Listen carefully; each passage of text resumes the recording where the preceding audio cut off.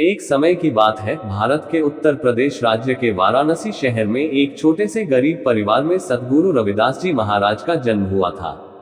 उनके पिताजी का नाम संतोष था और माताजी का नाम करपाली था। इस गरीब परिवार में भी श्रद्धा भरी आत्मा थी, जिन्होंने अपने बच्चों को सच्चे धर्म और सेवा की शिक्षा दी। रविदास जी का बचपन बहुत ही कठिन था, लेकिन वे हमेशा भगवान में विश्वास करते रहे।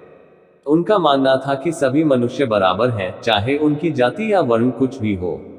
इसी विचार के साथ उन्होंने अपने जीवन को भगवान की सेवा और समाज कल्याण में समर्पित कर दिया।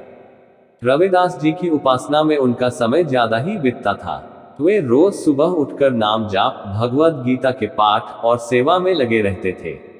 उनका हृदय पूरी तरह से भगवान के प्रति समर्पित था। एक दिन रविदास जी ने अपनी समझदार पत्नी सुल्ताना के साथ मिलकर एक साधु संत की सेवा करते हुए देखा।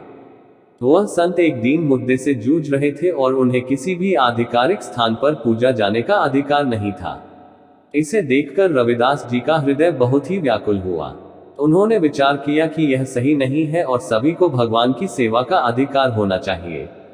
उन्होंने तत्काल उस संत की सेवा करना शुरू किया और उन्होंने उस संत को अपने घर में बुलाकर साधुता दी। इस क्रिया ने समाज में बड़ा हलचल मचा दिया। लोगों ने रविदास जी के उपदेशों को सुनकर उनकी उपासना में जुटना शुरू किया और उनका अनुयायी बढ़ता गया। रविदास जी ने अपनी भक्ति और सेवा के माध्यम से जातिवाद और भेदभाव के खिलाफ उठने का संदेश दिया। उनकी कविताएं और भजन आज भी हमें उनके उद्दीपक उपदेशों के माध्यम से प्रेरित करती हैं।